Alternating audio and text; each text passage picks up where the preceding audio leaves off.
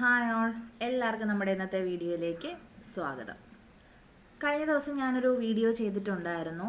Variety മീഡിയയുടെ ഒരു variety ആയിട്ടുള്ള ഒരു ഇൻ്റർവ്യൂ ആയിരുന്നു, മമ്മുവിൻ്റെ ഇൻ്റർവ്യൂ. അപ്പോൾ അതെടുത്തത് നമ്മുടെ ആങ്കർ നൈനിഷയാണ്. വെറൈറ്റി മീഡിയയിൽ ഒരുപാട് ഇൻ്റർവ്യൂസ് എടുത്ത നൈനിഷയാണ്.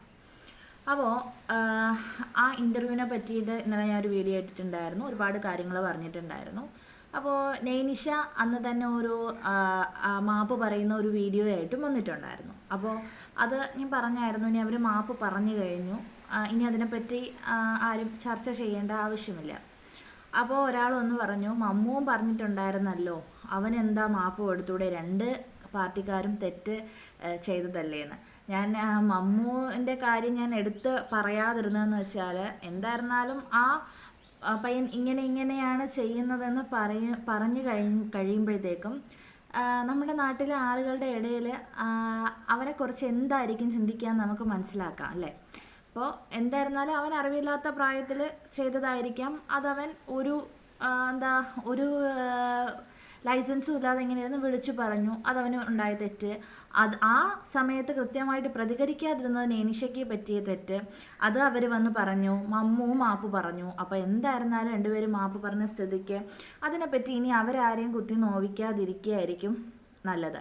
അപ്പോൾ ഒരുപാട് പേര് ഇന്നലെ എൻ്റെ വീഡിയോയുടെ ഇടയിൽ വന്ന് കമൻറ്റ് ഇട്ടിട്ടുണ്ടായിരുന്നേ, രണ്ടും ഒരേ നിങ്ങളുടെ ആളുകളല്ലേ, ക്ഷമിച്ച് കളഞ്ഞേക്കുമെന്ന്.